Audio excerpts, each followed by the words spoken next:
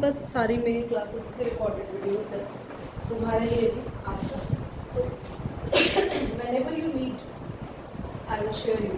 Okay, that is the only class I have been recorded. Chemistry भी है, maths के भी है हमारे पास रिकॉर्डेड वीडियोस। आज तो शुरू नहीं हुआ तो पिछले कॉलेज मैंने आपको पिछले क्लास में बताया था, if you are taking 1 glass of water and you are adding some solute into the water. Water is called now a solvent. Solute और solvent से मिलके क्या बनता है? Solution. और एक solution में कितना solute है, कितना ज़्यादा solute डाला है, उससे हमें solution की पता चलती है concentration. आपने कितना solute डाला है? आपने ज़्यादा से ज़्यादा सॉल्यूट डाला तो आपका जो सॉल्यूशन होगा वो बहुत ज़्यादा कॉन्सेंट्रेटेड होगा। पर अगर आपके सॉल्यूशन में सॉल्यूट कम है तो आप सॉल्यूशन को बोलोगे डाइल्यूट। 10th में ना कॉन्सेंट्रेटेड एसिड और डाइल्यूट एसिड पढ़े हैं ना, तो कुछ ऐसे ही कहानी। तो किसी भी सॉल्यूशन की कॉन्सेंट्रेशन को फाइंड कैसे करते हैं? केमिस्ट्री में हमारे पास बहुत सारे तरीके हैं। There are so many ways by which we can find the concentration of solute. इसमें से हमारे पास क्या है? एक मोलारिटी। हमारे पास क्या क्या है? Mass percentage, volume percentage, ppm, molarity, molality, mole fraction, normality और फॉर्मेलिटी। नॉर्मेलिटी और फॉर्मेलिटी हम 12th में पढ़ेंगे, अभी रीड नहीं है उसका। आते हैं मोलालिटी सीखते हैं। मोलालिटी क्या होता है? It is defined as the number of moles of solute present in 1 kg of solvent। मतलब आपके सॉल्यूट के नंबर ऑफ मोल्स, कितने नंबर ऑफ मोल्स कितने सॉल्वेंट में डिसॉल्व है। चलो देखो एक बार इसका फॉर्मूला देखो तो डेफिनेशन समझ में आ जाएगी। मोलालिटी डिनोट करते हैं स्मॉल m से। फॉर्मूला होता है number of moles of solute upon में weight of solvent in kg। अगर ये वेट केजी में ना हो के ग्राम में गिवन हो तो आपको 1000 से ऊपर मल्टीप्लाई करना होगा। So I will write down again a formula here. Number of moles of solute upon weight of solvent.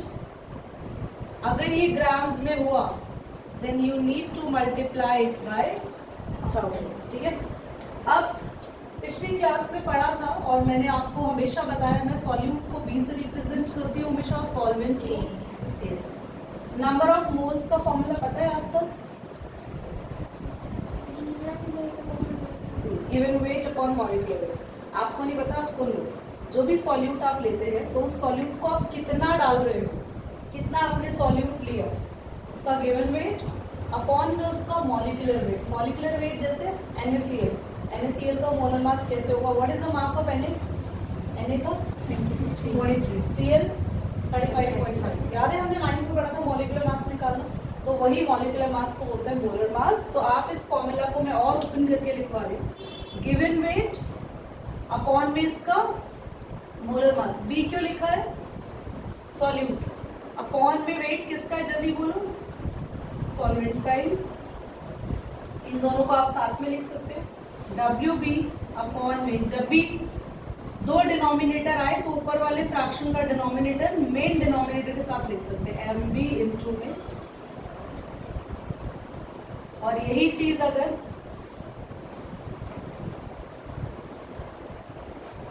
Grams में हुई तो मल्टीप्लाई करना है बाय 1000। ये समझ आ गया ना? वैसे भी अगर आपको नहीं समझ में आया तो W के अपॉन में 1 लगाएंगे, ये दोनों डिवाइड में और उल्टा कर देंगे हम लोग, तो यही बन जाएगा आपके पास। ठीक है।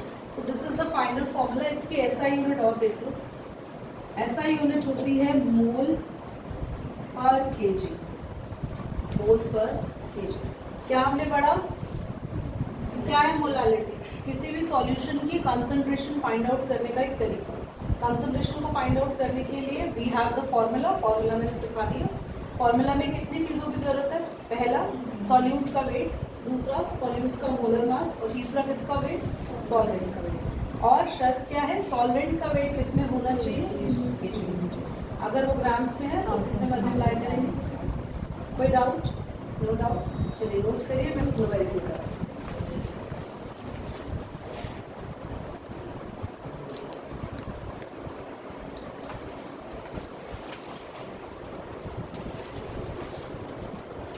So let's start numerical question. हमें क्या कह रहा है?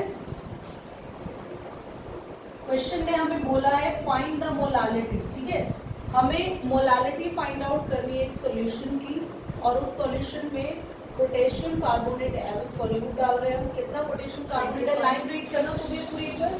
Calculate the molality of the solution containing 20.7 gram of potassium carbonate आगे dissolved in Dissolved in 500 ml of solution. Okay. Density of solution 1 gram per ml. ये तीन चीजें हमें दी हुई है। पता है सबसे पहले ना, अगर आप केमिस्ट्री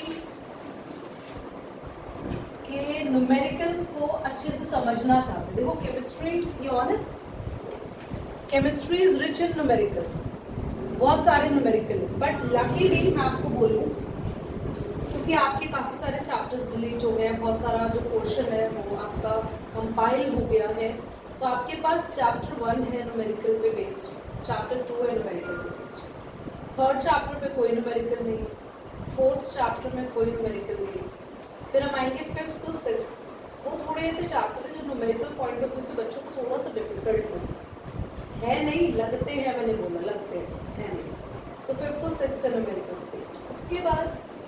उसके बाद कोई भी चैप्टर आपका न्यूमेरिकल बेस्ड नहीं है। रेडॉक्स रिएक्शन है वो भी न्यूमेरिकल बेस्ड नहीं है, हाइड्रोकार्बन, ऑर्गेनिक केमिस्ट्री नहीं है। सो ओनली 4 चैप्टर्स है न्यूमेरिकल बेस्ड। अब इन चारों चैप्टर्स के न्यूमेरिकल की वजह से अगर केमिस्ट्री को हम टफ बना दें तो यार टोटल चैप्टर देखो कितने हैं हमारे पास, total we have around 10 to 11 chapters. अब इसमें सिर्फ और सिर्फ 4 चैप्टर्स न्यूमेरिकल बेस्ड है, हटा दें इसको अगर, तो आपके पास अराउंड 70% ऐसा सिलेबस है जिसमें से न्यूमेरिकल नहीं है। अब न्यूमेरिकल आ गए तो इन न्यूमेरिकल को प्रॉब्लम भैया बहुत ज़्यादा टफ लगते हैं, तो सिर्फ ट्यूशन नोटबुक्स में जो न्यूमेरिकल हम कर रहे हैं, अगर आप सिर्फ वही एग्जाम में करके चले जाएंगे, I can bet you, I can assure you, उससे बाहर कोई न्यूमेरिकल आपके एग्जाम्स में नहीं आएगा। प्लस थोड़ी बहुत मेहनत तो हर एक सब्जेक्ट मांगता है आप लोगों से। सो डू वन थिंग, जो आपने आज पढ़ा घर जाओ, मैंने पिछली क्लास में भी समझाया, मेंटेन डिसिप्लिन, आज का काम आज ही खत्म कर दो, तो आपको आगे के लिए बर्डन नहीं होगा। ठीक है, न्यूमेरिकल पॉइंट ऑफ व्यू से फिर मैंने बोला पहले ट्यूशन नोटबुक खोलो, उसके सारे न्यूमेरिकल वर्ड्स, न्यूमेरिकल स्ट्रॉन्ग बनाने, उसके बाद अपनी एनसीईआरटी बुक खोलो, उसमें एग्जाम्पल्स होते हैं जिनका नाम है in-text questions, in-text question examples है उनको सॉल्व करो, फिर आते हैं एनसीईआरटी क्वेश्चन जिसको सॉल्व करो। जो नहीं हो रहा क्लास में ले आओ मेरे पास कि दीदी हमसे नहीं हो, so we are doing the class, तुम्हें समझ में आ जाएगा, पिक्चर खत्म हो गई वहाँ पे। केमिस्ट्री में न्यूमेरिकल के अकेडमिकली अगर सिर्फ पेपर के लिए चाहते हो तो सिर्फ और सिर्फ बुक के न्यूमेरिकल्स करना इनफ है, पर मुझे पता है यहाँ बैठा हर बच्चा एंट्रेंस के लिए पढ़ता है, तो एंट्रेंस के लिए क्या करें, एंट्रेंस के लिए ट्यूशन में मैं एक्स्ट्रा न्यूमेरिकल्स आपको करा दूँ, plus I will guide you some books which you want, you can purchase it, नहीं तो ऑनलाइन भी आप उनको देख लो, वहाँ पे क्वेश्चन है, जाओ एमसीक्यू करो, प्रैक्टिस करो वहाँ पे, और उन एमसीक्यू में से भी जो नहीं हो रहा क्लास में नेक्स्ट टाइम पे ले। सुन लिया, अगर आप अपने एंट्रेंस क्लियर करना चाहते हो तो डेली 20 एमसीक्यू सॉल्व करने शुरू करो, टाइमिंग सेट कर दो, 20 एमसीक्यूज, यार एमसीक्यू में हाँ टाइम लगता है शुरू में, तो 10-10 कर लो यार, 10 एमसीक्यू फिजिक्स के ले लिए, 10 एमसीक्यू बायो के ले लिए, 10 एमसीक्यूज हमने केमिस्ट्री को लिए, टोटल 30 एमसीक्यू एक दिन में सॉल्व करने में तो मुझे लगता है बहुत भारी काम नहीं है। धीरे धीरे आपकी अभी तक तुमने एक एमसीक्यू पढ़ा है, एक एमसीक्यू तक नहीं, how will you prepare that? जो टॉपिक मैंने पढ़ा है उसके एमसीक्यूज फटाफट से हमने गूगल के पीवाईक्यूज निकाल लिए, सॉल्व किए, नहीं हो रहे क्लास में लेकर आ गए, ठीक है, सुन लिया, प्रैक्टिस प्रैक्टिस करनी पड़ेगी, पढ़ना तो पड़ेगा। और यार मेहनत से ऐसे कोई डरो मत, पढ़ाई है। 11th और 12th पे डर रहे, बातें तो हम बड़ी बड़ी कर रहे हैं, सपने तो हमारे पता नहीं क्या बनने के हैं।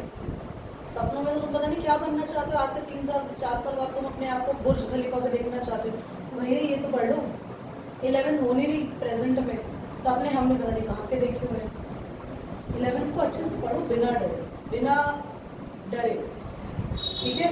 और काम करो, प्रैक्टिस करो, अपने आप देखना आप लोगों को 2 महीने 3 महीने में रिजल्ट्स मिलेंगे, अपने ऊपर रिजल्ट्स मिलेंगे। खुद आपको लगेगा आपकी क्लास के अंदर आपकी पर्सनालिटी, आपकी इंटेलिजेंस इम्प्रूव हो गई। काम तो करके देखो अपने ऊपर। अभी तक आपने काम शुरू किया नहीं किया ही नहीं किसी ने। और बिना काम करे तो चीजें टफ ही लगी। अगर मैं एक पेड़ को देखती रहूं, मुझे काटने का टास्क मिला, मैं कुल्हाड़ी लेके बैठी रहूं बस, यार पेड़ काटना है, यार पेड़ काटना है, फिर रोज बोलती रहूं पेड़ काटना है, बहुत टफ है पेड़ काटना, बातें बनाती रहूं, ना तो वो पेड़ कटेगा, ऊपर से हो सकता है मैं ही ऊपर पहुंच जाऊं, मेरी जिंदगी खत्म हो जाए। काम तो करो, कम से कम कुछ स्टार्ट तो करो उसके लिए, ठीक है। एमसीक्यूज कर ले आज से, आपको अपने 10 एमसीक्यूज हर सब्जेक्ट के सॉल्व कर लो।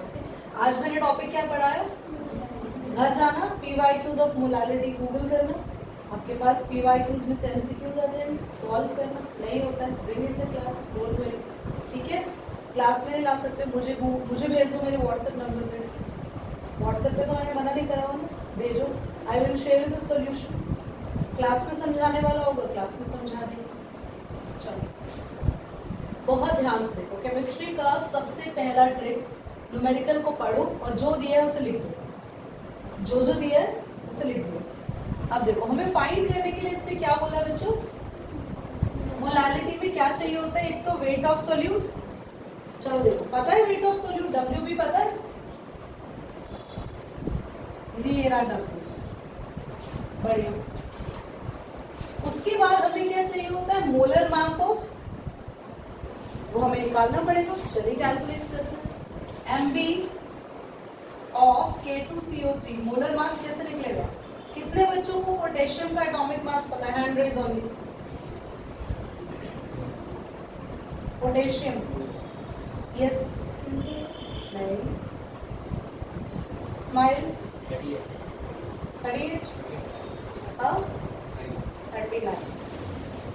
39 मल्टीप्लाई बाय 2, ठीक है, क्योंकि 2 है पोटेशियम, प्लस कार्बन का, प्लस ऑक्सीजन का 16। कैन यू सॉल्व इट, करोगे फटाफट से सॉल्व, कितना आ रहा है, अच्छा रुक जाओ, रिलैक्स हो, MB आ जाएगा, लिख ले।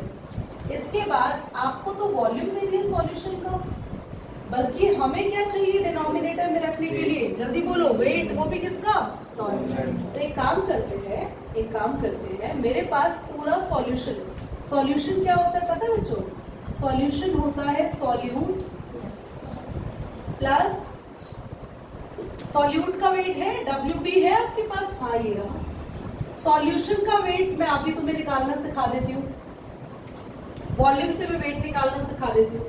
और अगर सॉल्यूशन का वेट आ गया, सॉल्यूट का पता है, तो सॉल्यूट इधर आके माइनस होगा तो किसका वेट निकलना है, सॉल्यूट। चलो मेरे पास क्या दे रखा है, 500 ml है, क्या है, दैट इज द वॉल्यूम, है ना, 500 ml ऑफ सॉल्यूशन।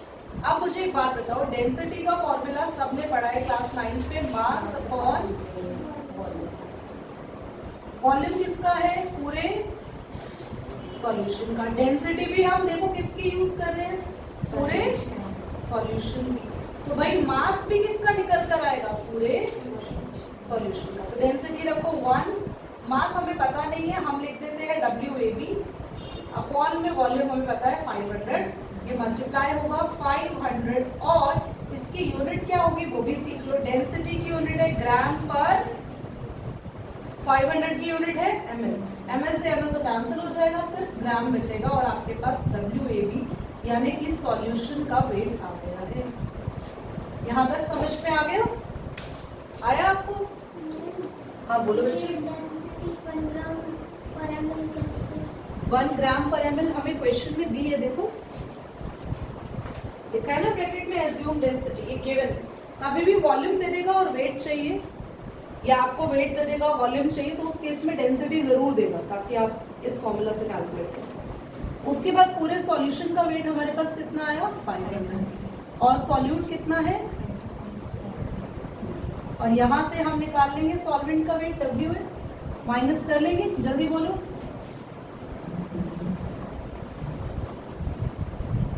जैसे ही आप W फाइंड आउट करेंगे इसके बाद आपका काम है क्या निकालना, मोलारिटी का फॉर्मूला WB अपॉन में MB इनटू में W, और ये सब हमने ग्राम्स में निकाला है तो किसमें मल्टीप्लाई करेंगे हम। What is WB 20.7, what is MB आप लोग निकाल के यहाँ से पुट करेंगे, एंड व्हाट इज WA ये आप माइनस करके निकालेंगे। So will you do it, जल्दी बोलो, और वैल्यूज यहाँ पुट करो, उसको सॉल्व लास्ट में घर पे कर लेना बट जल्दी से नोट करो।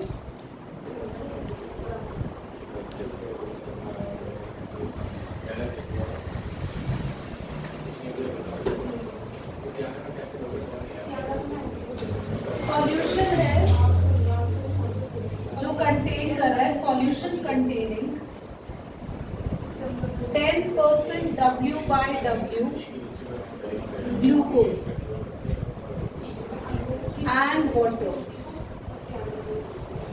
इस लाइन का ना मीनिंग समझना सभी बच्चे, कभी भी परसेंटेज में किसी का कुछ भी दिया हो दैट इज वो उसका वेट दिया। आप W/W का मतलब है ये आगे वाला W इंडिकेट कर रहा है सॉल्यूट को और ये इंडिकेट कर रहा है सॉल्वेंट।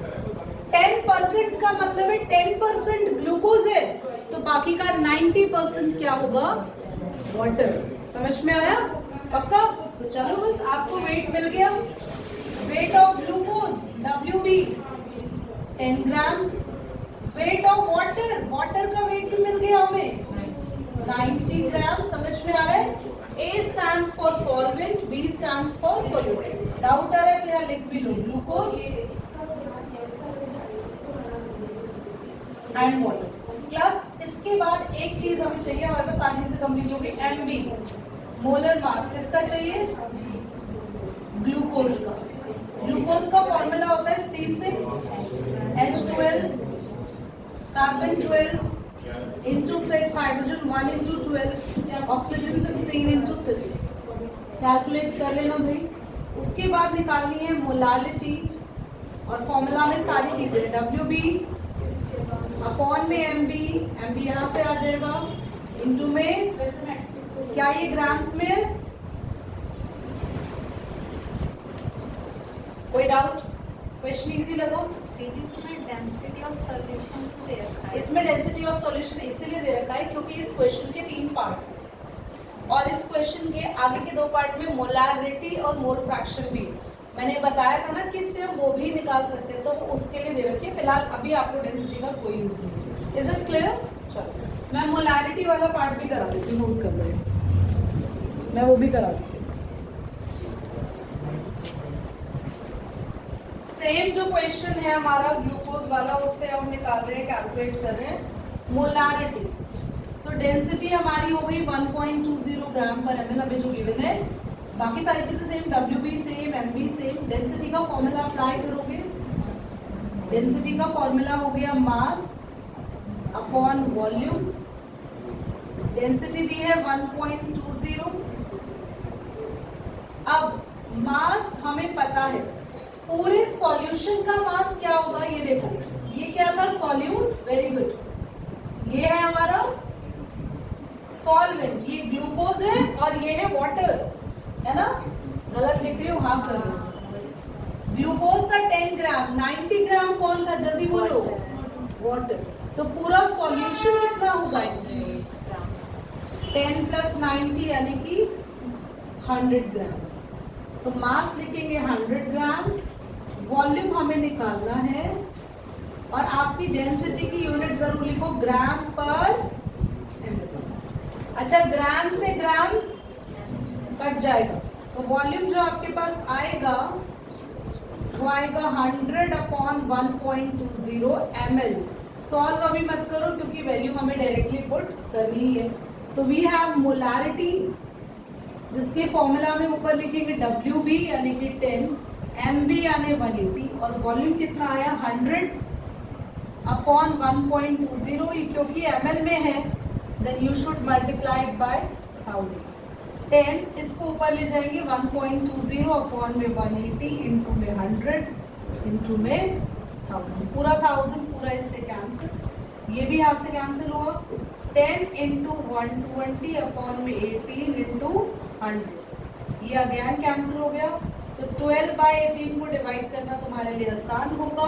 यूनिट को आप कैपिटल M लिखो या लिखेंगे मोल पर लीटर।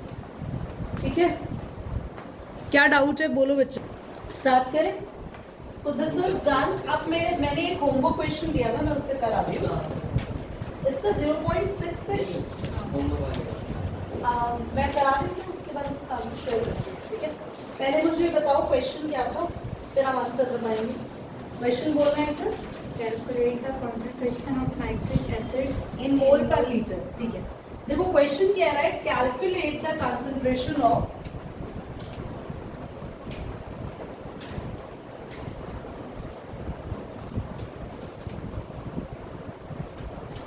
नाइट्रिक एसिड, इसका फॉर्मूला होता है HNO3 और इसने बोला है इन मोल पर लीटर। तो इसने सीधा ना बोल के मोलारिटी निकालो, इसने यूनिट देके पूछ लिया, क्योंकि मोल पर लीटर किसकी यूनिट होती है, तो इसने डायरेक्टली पूछ लिया, मोलारिटी निकाली। आगे बोलना। in a sample which has density 1.41 gram per ml and the mass percent of nitric acid is 69%. अब तुम्हें ना ये क्वेश्चन करना आसान लगेगा, क्योंकि मैंने तुम्हें परसेंटेज वाली बातें क्लियर कर दी है ना, तो तुमने अभी किया इसलिए। HNO3, very good smile, you doing well. HNO3 है 69%। 69% का मतलब है हमें WB पता चल गया 69 ग्राम्स। ठीक है, समझ में आ रहा। अब MB निकालने के लिए हम क्या करेंगे, HNO3 की बात करनी है हमने, so that is 1 plus nitrogen 14 plus 16 into 3, कितना आ रहा है स्माइल आपका, ये 48 plus 1 49, 14 कितना आ रहा है 63 ग्राम। ठीक है, यही आ रहा ना। चलो अब आपके पास नेक्स्ट देखो चाहिए क्या क्या। Do we have formula there, yes. WB और MB तो आ गए, बस हमें चाहिए वॉल्यूम किसका पूरे, बट प्रॉब्लम इज मेरे पास तो वॉल्यूम नहीं है, पर इसको निकालने के लिए इसने क्या दे रखी है, डेंसिटी। तो देखिए सैंपल की दे रखी है। सैंपल क्या है, पूरा सॉल्यूशन ही तो होता है। सैंपल का मतलब ना सॉल्यूट है ना सॉल्वेंट है, इसका मतलब है पूरा सॉल्यूशन।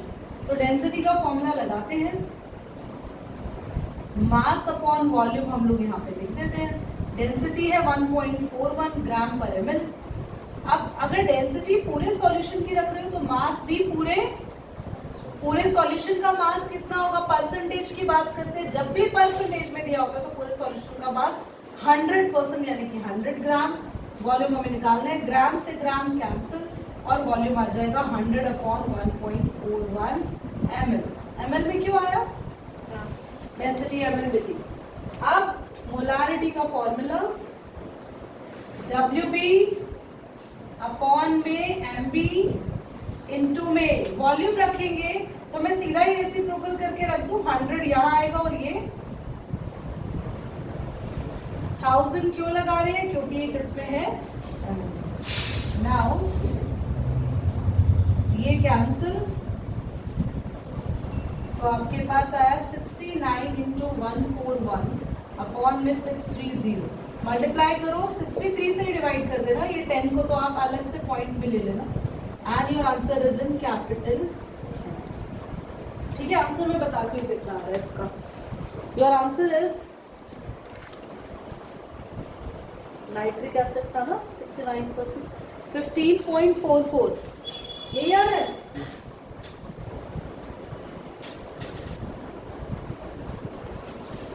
चलिए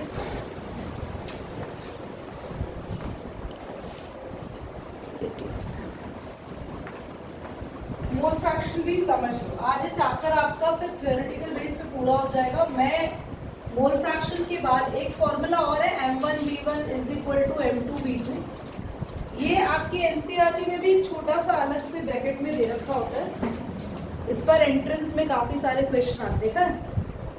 तो इस पर काफी सारे क्वेश्चन आते हैं, तो वो हम पढ़ेंगे नेक्स्ट क्लास में, और मोल फ्रैक्शन पढ़ेंगे और मोल फ्रैक्शन का फॉर्मूला सीखेंगे। देखो आपके पास एक सॉल्यूशन है जिसमें आप डाल रहे हो सॉल्यूट बी और सॉल्वेंट है जिसका नाम है ए। क्वेश्चन में जो भी चीजें आपके पूरे सॉल्यूशन में एग्जिस्ट करती हैं उनमें से किसी एक का मोल फ्रैक्शन पूछ सकते हैं, एक टाइम पे एक का, सबका भी पूछ सकते हैं पर सबका अलग अलग निकालना है। मोल फ्रैक्शन को डिनोट करते हैं एक्स से।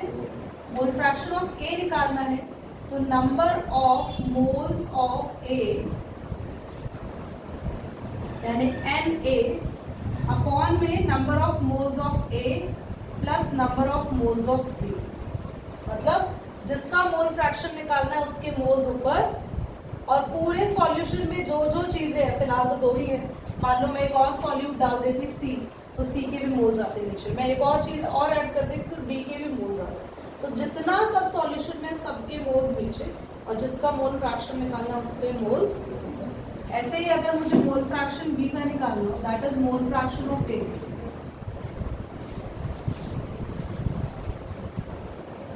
ये क्या है? मोल फ्रैक्शन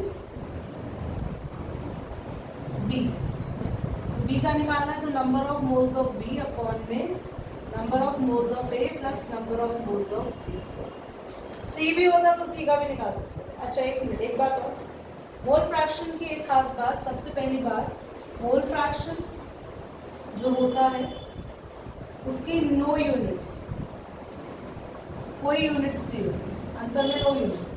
दूसरा, टोटल मोल फ्रैक्शन, पूरे सॉल्यूशन में जितनी चीज है सबका मोल फ्रैक्शन निकाल लो, दो थी दोनों का निकाल दिया, और अगर और ज्यादा होती तो सबका निकाल लेते, तो सबका टोटल मोल फ्रैक्शन वो हमेशा 1 थी।